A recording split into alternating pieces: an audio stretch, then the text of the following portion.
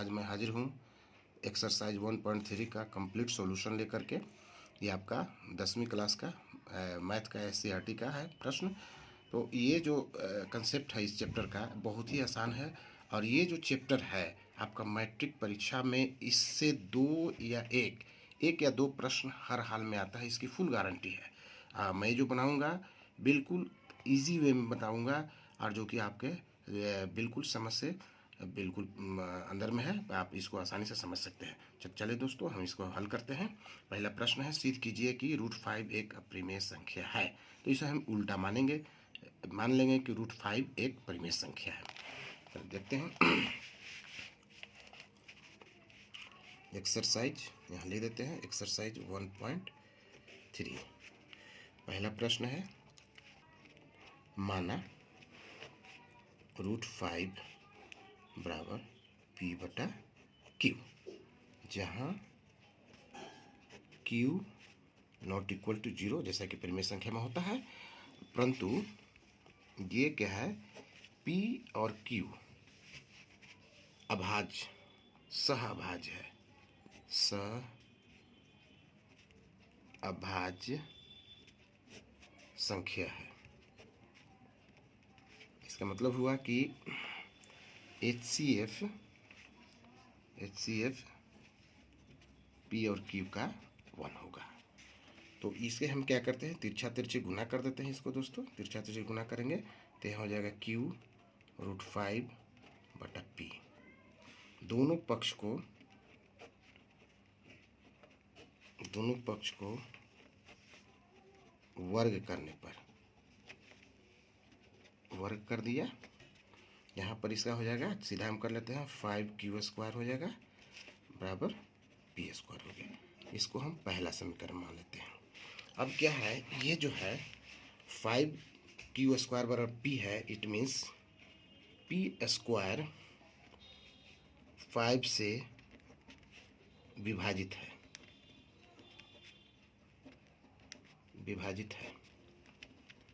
चूँकि इसलिए P भी 5 से विभाजित होगा, क्योंकि थोड़ा सा मैं क्लियर कर देता हूँ। अगर 36 एक वर्ग है और 3 से विभाजित है, 36/3 विभाजित है, चूँकि 6 का वर्ग है, तो क्या 6/3 विभाजित नहीं होगा? होगा, बिल्कुल हो जाएगा। तो इस तरह से अगर कोई संख्या का स्क्वायर, कोई संख्या से स्क्वायर उसका विभाजित है, तो वो संख्या भी उस संख्या से विभाजित होगा। तो अब हम क्या करते हैं, थोड़ा सुविधा के ख्याल से P बराबर 5R इसको मान लिया, माना जहाँ R पूर्णांक है। तो एक में P का मान रखने पर,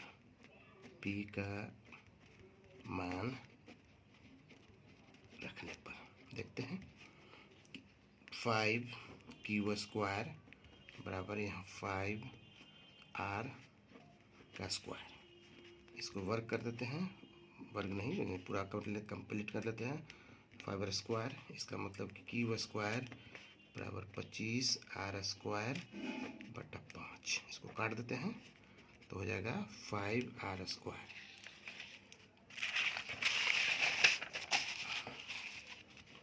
इसका मतलब चूँकि Q² बराबर 5R² हो गया, तो Q² 5 से विभाजित है, इसलिए Q भी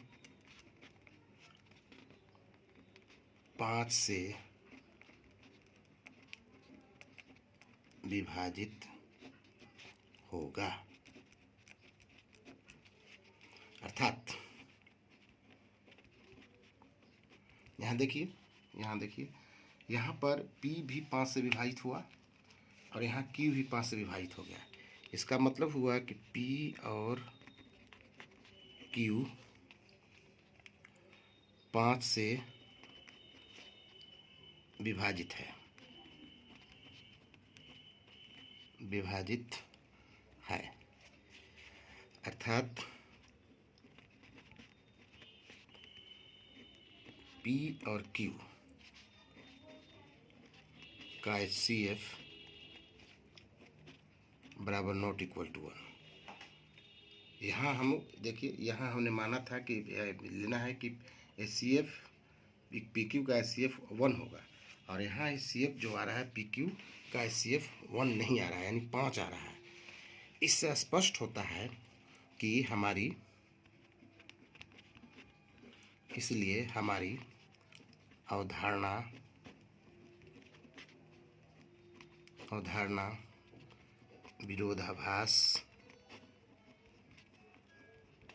विरोधाभास प्रतीत होता है। अतः √5 एक अप्रिमेय संख्या, ये आपका प्रूव्ड हो गया।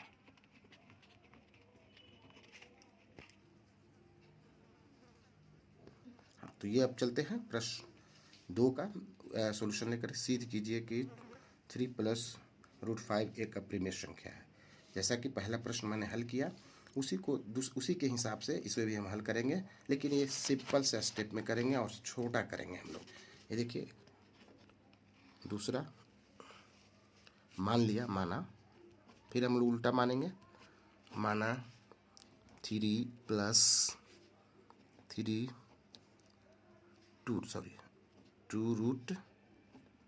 2√5 बराबर P/Q।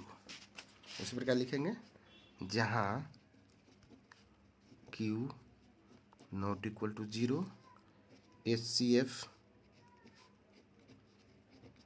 PQ बराबर 0।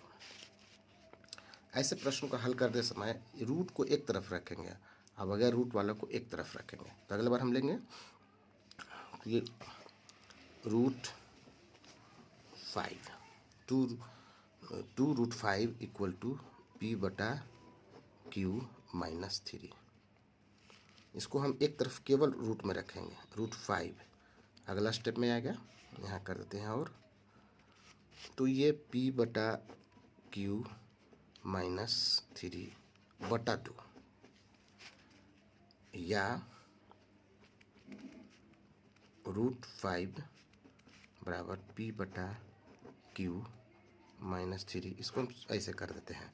ये कोई भी परिमेय, दो परिमेय संख्याओं का यदि अंतर हो तो परिमेय ही होगा, यदि भाग देंगे तो परिमेय ही होगा।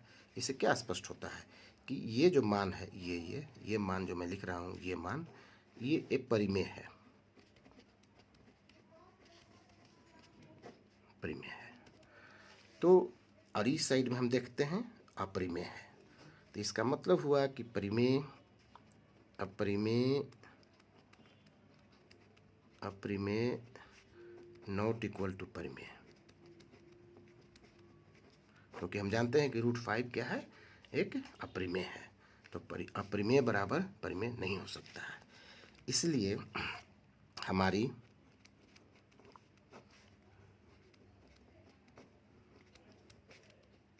अवधारणा विरोधाभास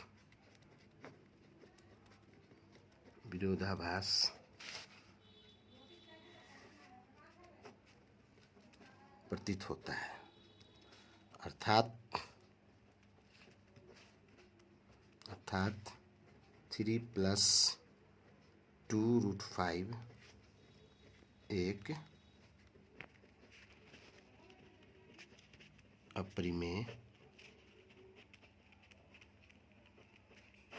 संख्या है। ये हमने प्रूव कर दिया। अब चलते हैं, सिद्ध कीजिए कि निम्नलिखित संख्याएं अपरिमेय है।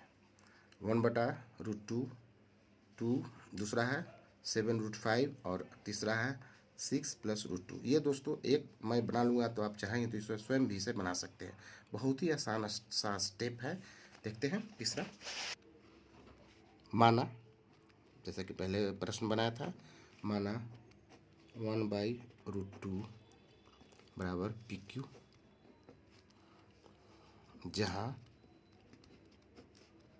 Q बराबर not equal to 0, HCF PQ का हमेशा 1 होगा। तो इसे हम क्या करते हैं, इसको हम थोड़ा सा उलट देते हैं, उल्टा कर देते हैं। पलटने पर भी अगर P और Q दोनों पूर्णांक है, यानी दोनों परिमेय संख्या है, पलटने पर भी मान इसका परिमेय ही होगा। तो इसको हम पलट देते हैं, दोनों तरफ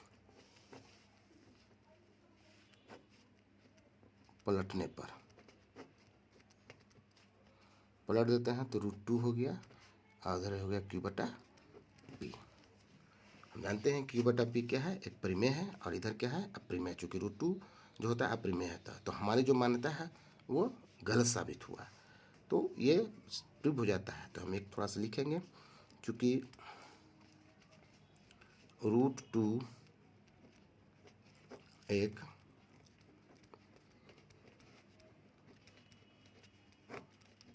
परिमेय संख्या है, जबकि Q/P परिमेय है, परिमेय संख्या है। इसलिए हमारी अवधारणा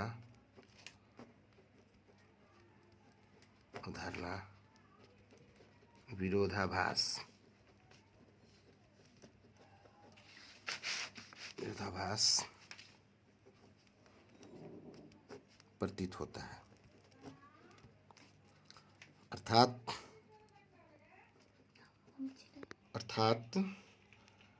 1/√2 एक अपरिमेय संख्या है। ये भी प्रूव हो गया। चलते हैं तीसरा का दूसरा। पहला हो गया,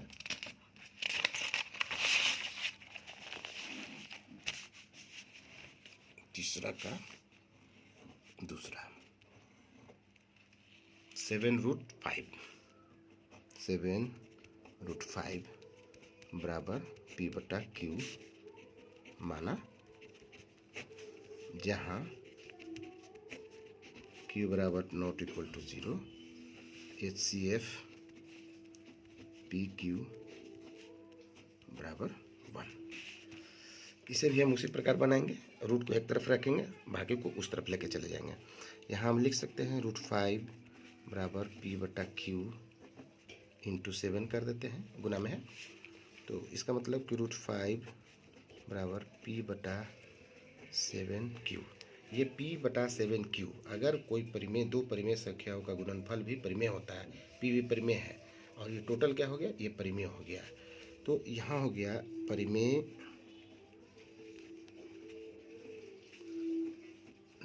परिमेय बराबर नॉट इक्वल टू अपरिमेय होता है, परिमेय बराबर नॉट परिमेय। अतः हमारी अवधारणा विरोधाभास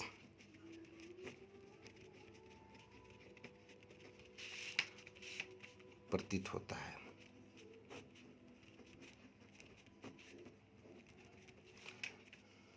अर्थात 7√5 एक अपरिमेय संख्या है। यही प्रूव हो गया। क्वेश्चन नंबर 3 देखते हैं। 3 क्या है, 6 + √2। फिर उसी प्रकार मानेंगे, 6 + √2 बराबर P/Q, जहाँ Q बराबर not equal to 0, HCF P और Q का जो होगा वो आपका 1 होगा, क्योंकि दोनों सहभाज्य है। इसी प्रकार ले लेंगे, रूट को एक तरफ रखेंगे, रूट बराबर p/q - 6। दोस्तों हम जानते हैं कि कोई भी दो अपरिमेय का अंतर भी परिमेय ही होता है, और √2 क्या है, अपरिमेय है। तो ये प्रूफ करता है, साबित करता है कि परिमेय बराबर नॉट इक्वल टू अपरिमेय। यहाँ पर लिख सकते हैं परिमेय नॉट इक्वल टू अपरिमेय। परिमेय यहाँ संख्या लिख देंगे और यहाँ भी संख्या लिख देंगे। अतः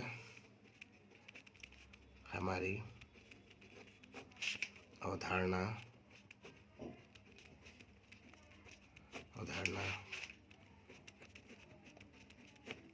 विरोधाभास प्रतीत होता है, अर्थात 6 + √2 एक अपरिमेय